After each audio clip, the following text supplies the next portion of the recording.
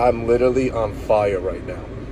I just got off the phone with my wife, who took my 9 and 7-year-old boys to the doctor today to get physicals for tackle football and school next year and all that other shit.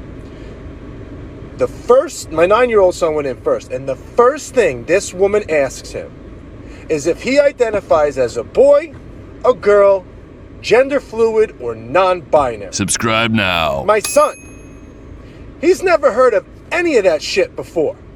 You've been dealing with him your whole life. He is clearly a boy's boy.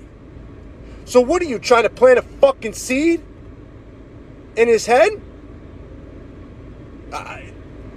The only thing I could be thankful for is that my wife took them instead of me. And props to my wife because she said something. And if she didn't, they would have asked my 7-year-old son the same damn question. This shit is ridiculous. And to the people out there to think that there's nothing wrong with that and I'm just a transphobe or all that shit, you're fucked up. This is bullshit. And there's something wrong with you.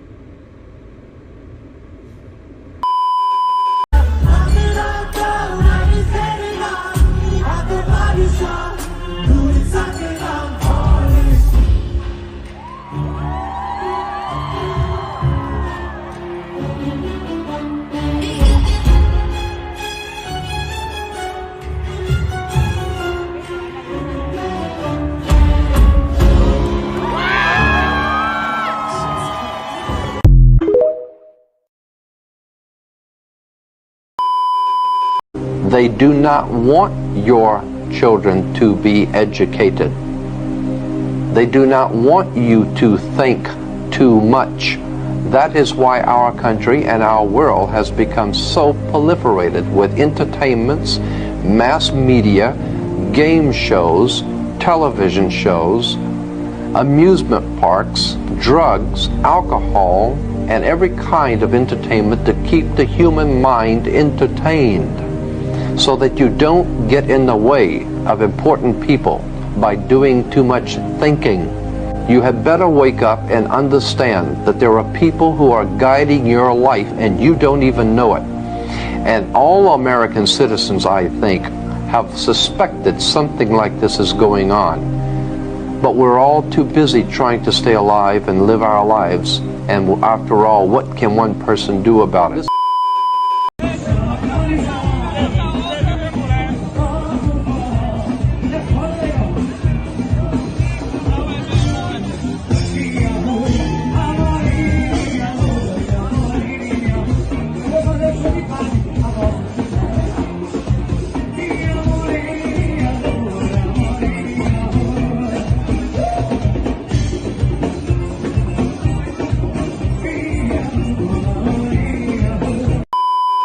The longest time I refrained from posting on TikTok. I'm the swimmer who competed against Leah Thomas, who has been outspoken on why men should not be competing in women's sports or changing in our locker rooms. But after what I saw today on Twitter, I will be blasting my opinions and my views on all of my social media platforms because this is sick. And I think a true testament of where, as Americans, we are today. Okay, so I came across this picture yesterday on Twitter, which is very clearly a man who is claiming the identity of a woman and breastfeeding a child. After seeing that picture, I very quickly took to my Twitter to call that what it is, which is sexual abuse of a child. But I didn't realize to what degree until I saw this. In the following photos, you will see the same man who was breastfeeding the child actively using nipple clamps to fulfill his sexual fetish. Here is another one, and here is another one. And here is the Instagram caption from the same man on his Instagram profile where he wanted to check on how hard you can tug on the nipple clamps. So I guess what I'm wondering is how can any sane human being see this man posing with this child, obviously sucking on his nipple, now seeing what he engages in privately and not see this baby as an erotic prop for this man with a sick fetish? It is sexual abuse of a child, bottom line. And all of this to say that in America, we are normalizing pedophilia. Let me repeat that. We are normalizing pedophilia. And we're normalizing this behavior in the guise of human rights. But sexual abuse is not a human right for anyone. I hate to even be spreading this message, but I think people need to see it. It's up to us to stand up against evil, which is exactly what this is. This is a battle of moral versus evil. The smirk on this man's face says it all.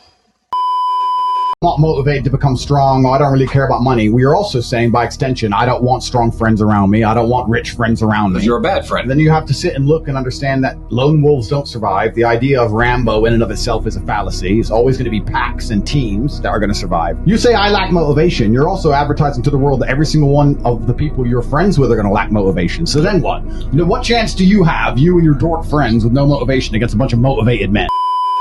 It's been 1 whole year since Roe v. Wade was overturned. Which means they've been making abortion illegal all over the place. So these are dark times. These are dark times. Dark times. Dark times. Un tiempo muy oscuro. Because now that Roe v. Wade is overturned, a woman can get pregnant just from having sex.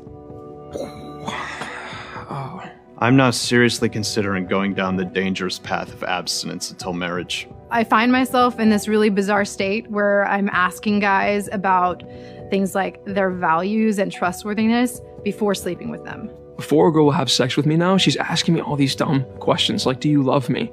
And what happens if I get pregnant? And do you have a job? Like, I don't know. Abortion being illegal where I live has definitely raised the bar for which men I'll date and have sex with. And that's a terrible thing. It used to be that if I got a girl pregnant, I would just force her to get an abortion. And I can't do that anymore. And that's awful. I can't tell you how many first dates I've had in the last year where no sex happens. All we do is talk about who we are and get to know each other. Ladies, if you haven't done it already, you need to get an IUD. This will make your uterus a toxic and hostile environment like it's supposed to be. It's like now sex is such a bigger deal. It's not just about me using someone else's body to get myself off. It's like the government is making me responsible for a bunch of stuff I shouldn't be responsible for, like my sex life and my children. Why would I ever want to bring a child into a world like this? A world in which it's illegal to kill children. I live in constant fear of a baby somehow finding its way into my uterus. So these are dark times. Dark times. Dark times. The overturning of Roe v. Wade did this to me. The Supreme Court of the United States put this inside of my body. Okay, so new idea here. I think that a man and a woman, before they have sex, need to draw up some sort of contract that says, I promise to take care of you and you promise to take care of me, and we both promise to take care of any kids that we produce together. I mean, like, I know it's new, I know it's shocking, I know it's out there, but that kind of contract is the only way that I see us moving forward. That's marriage. No, it's not. Well. Amy Coney Barrett personally did this to me.